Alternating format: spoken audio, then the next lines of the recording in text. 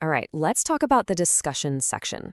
For so many of us, this is the final, toughest mountain to climb in our research. You've done all the hard work, the interviews, the analysis, but now you have to make it all mean something. And yeah, that can feel pretty daunting, but that's exactly what we're going to break down today. You know the feeling, right?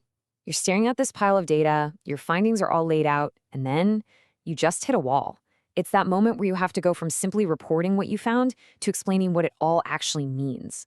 If you've ever felt stuck right there, trust me, you are in very good company.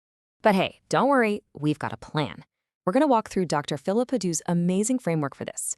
I'll start by looking at what the discussion section really is, then I'll show you a clear 6-step roadmap to follow.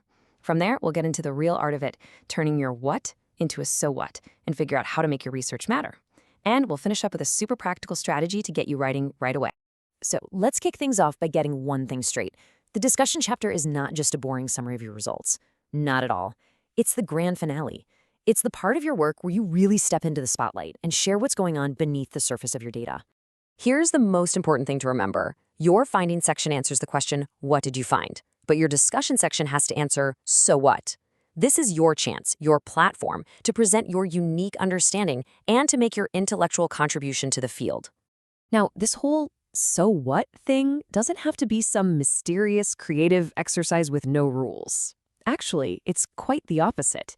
A really strong discussion section has a very clear, logical flow. So let's look at the components that are going to be our guide. And here they are, the 6 essential building blocks. Think of it like a recipe. You start with a quick overview to set the scene. Then, a brief summary of your key findings. After that, you get to the heart of it, your interpretation of those findings. Then, you connect your work to what others have already said in the literature, you discuss the broader implications, and finally, you offer concrete recommendations. See? It's a step-by-step process, not one giant, scary leap. Okay, let's zoom in on the most important and, yeah, often the most intimidating part of the whole thing, interpretation. This is where you really start to dig in, to analyze, and to make sense of your data, moving way beyond just describing it. And to help us do that, Dr. Adu gives us 6 specific tools for our toolkit, 6 different ways we could approach our findings to really pull out their deeper meaning. So, these are your actions right here.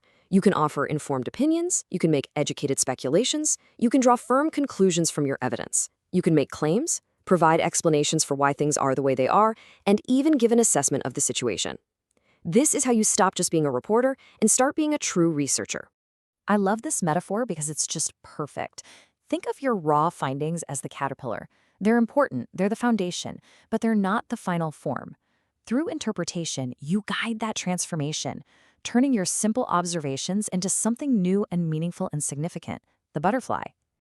And of course, that butterfly doesn't just fly off into a vacuum. A huge part of this is showing how your work fits into the bigger picture. You're not just talking to yourself here. You're joining a living, breathing conversation that's already happening in your field. You're building on what came before, and you're paving the way for what comes next. Which brings us to the real-world impact of your work. Once you've figured out what your findings mean and how they connect to everything else, you have to explain why anyone should care. And that happens through 2 key things, implications and recommendations. People get these 2 mixed up all the time, but it's actually pretty simple. Think of implications as the aha moment, the big lessons we've learned. It's the answer to, what can we now understand because of my research? Then recommendations are the direct plan of action that comes from those lessons. They answer the question, okay, so what should we actually do about it? All right, so theory is great and all, but how do you actually start typing without just staring at a blinking cursor for hours? Well, this final section is an amazing practical tool that's going to help you break right through that writer's block. Let's just walk through a quick example. We're going to take a single theme, let's say high workload from a study about burnout in healthcare, and see how we can build out all the key pieces for our discussion. First up, the interpretation. We don't just say the finding is high workload, we interpret it. What's the so what? The so what is that it leaves these providers totally drained emotionally and physically. That's the core insight. And right from that interpretation flows a logical, actionable recommendation. If they're drained from high workloads, well, what should be done? We should probably introduce systems to manage that workload. See how one flows directly from the other? It's a straight line. Okay, now let's put it all together.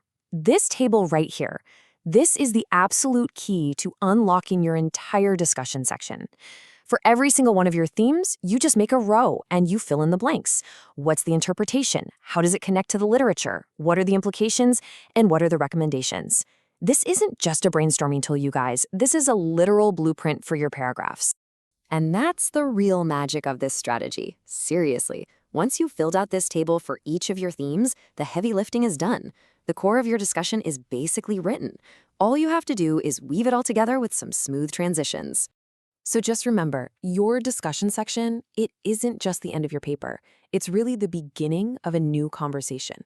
It's where your unique voice comes to life and pushes your field forward, even just a little bit. So the real question you should be asking yourself is, what dialogue is your work going to inspire?